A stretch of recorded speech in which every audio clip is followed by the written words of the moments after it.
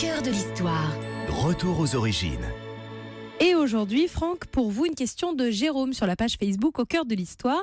Pourriez-vous nous expliquer les origines de l'expression le banc et l'arrière-banc ? Alors le mot banc, c'est un mot qui vient de la langue que parlaient autrefois les Francs, le francique, qui a eu toutes sortes de significations au cours des siècles. C'est d'abord une proclamation publique, vous savez, proclamation d'un édit, d'un jugement, etc.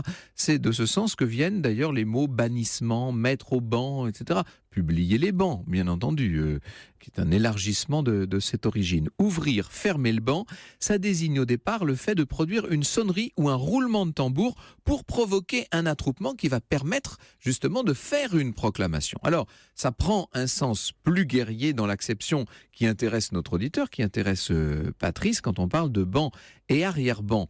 À l'époque féodale, les vassaux, vous savez, doivent assistance à leur seigneur. Ils doivent notamment effectuer un temps de service militaire pour son compte. On appelle ça l'ost. Il forme à ce moment-là le banc.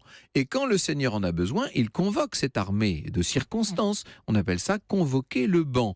Et évidemment, lorsque le péril est encore plus grand, eh bien, le seigneur peut procéder à la levée en masse de tous les hommes disponibles, y compris les vassaux de ses propres vassaux. Et ça n'est plus son banc à lui, c'est le banc de ses vassaux. C'est ce qu'on appelle l'arrière-banc, d'où l'expression convoquer le banc et l'arrière-banc. Le terme bannière aussi vient de cette racine. Enfin bon, on en dirait beaucoup et longuement sur le sujet.